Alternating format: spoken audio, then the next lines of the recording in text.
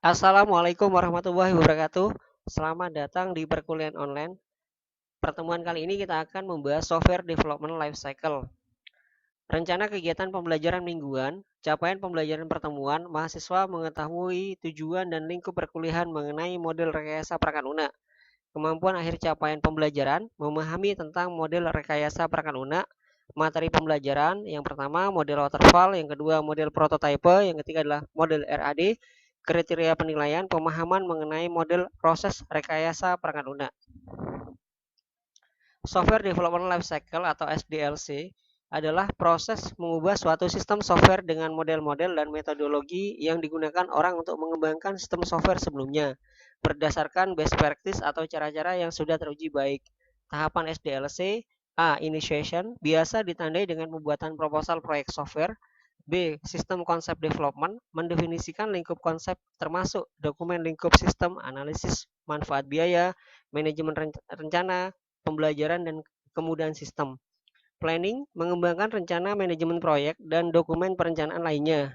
D. Requirement analysis, menganalisis kebutuhan pemakai sistem perangkat lunak atau user dan mengembangkan kebutuhan user.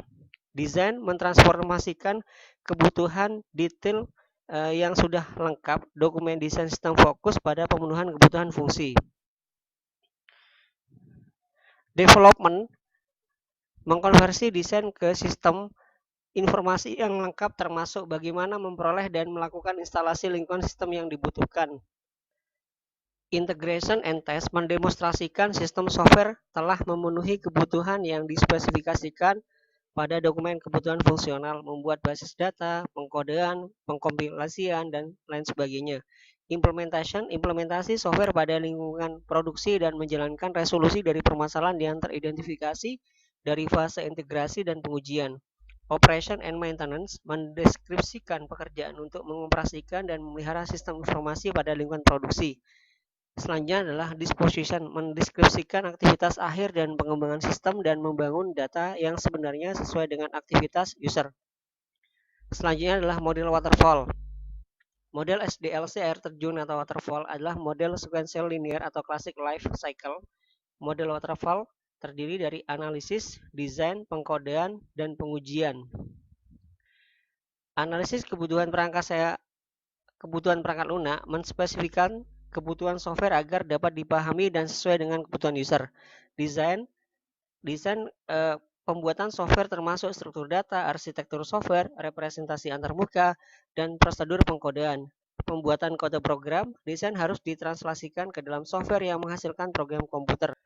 Pengujian fokus pada software dari segi logika dan fungsional serta memastikan semua bagian sudah diuji dan untuk diminimalisir kesalahan.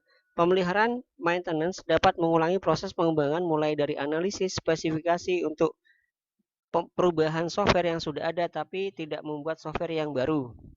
Model waterfall adalah model SDLC yang paling sederhana dan cocok untuk pengembangan software dengan spesifikasi yang tidak berubah-ubah.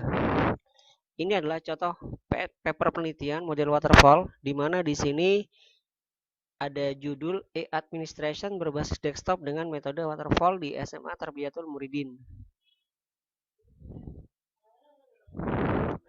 Model prototype. Prototyping model dapat digunakan untuk menyambungkan ketidakpahaman pelanggan mengenai hal teknis dan memperjelas spesifikasi kebutuhan yang diinginkan pelanggan kepada developer software. Mockup atau prototipe, model desain untuk mengajar, evaluasi desain, promosi, atau keperluan lain. Di mana di sini adalah mendengarkan pelanggan, membangun atau memperbaiki mockup, pelanggan melihat, menguji mockup. Kelemahan model prototype. Customer sering mengubah-ubah spesifikasi kebutuhan karena menganggap aplikasi sudah dengan cepat dikembangkan karena adanya iterasi yang menyebabkan developer banyak yang mengalah dengan customer. Developer lebih sering mengambil kompromi dengan customer untuk mendapatkan prototipe dengan waktu yang cepat, sehingga kualitas software menjadi kurang baik. Model prototipe cocok digunakan untuk menggali spesifikasi kebutuhan customer secara lebih detail, tetapi berisiko tinggi terhadap membengkaknya biaya dan waktu proyek. Ini adalah contoh paper penelitian metode prototype, di mana di sini ada paper yang berjudul e-library peminjaman dan pengembalian buku berbasis web dengan metode prototype.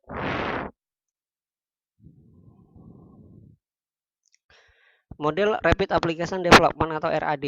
RAD adalah model proses pengembangan software yang bersifat incremental, terutama untuk waktu pengerjaan yang pendek. Model RAD adaptasi dari model waterfall versi kecepatan tinggi, di mana di sini ada tim 1, tim 2, dan tim 3. Dimulai dari pemodelan bisnis, pemodelan data, pemodelan proses, pembuatan aplikasi, pengujian, dan pergantian. Pemodelan bisnis memodelkan fungsi bisnis untuk mengetahui informasi yang terkait dengan proses bisnis, informasi apa saja yang dibuat, siapa yang harus membuat informasi itu, bagaimana informasi itu, proses apa saja yang terkait dengan informasi itu. Pemodelan data memodelkan data yang dibutuhkan sesuai pemodelan bisnis dan mendefinisikan atributnya beserta relasinya dengan data yang lain. Pemodelan bisnis mengimplementasikan fungsi bisnis yang sudah didefinisikan terkait dengan pendefinisian data. Pembuatan aplikasi mengimplementasikan pemodelan proses dan data menjadi program. Pengujian dan pergantian menguji komponen-komponen yang dibuat.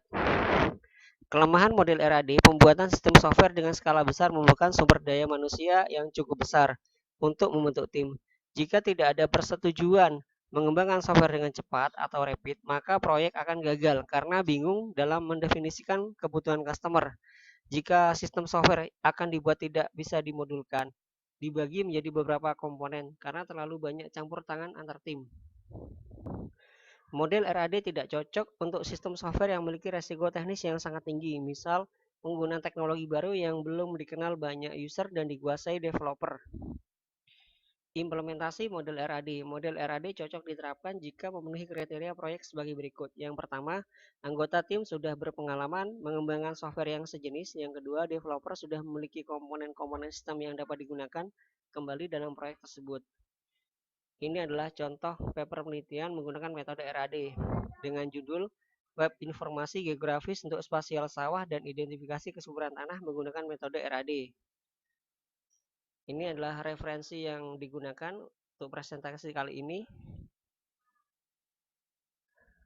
Sekian, terima kasih. Sampai jumpa untuk perkuliahan online selanjutnya. Wassalamualaikum warahmatullahi wabarakatuh.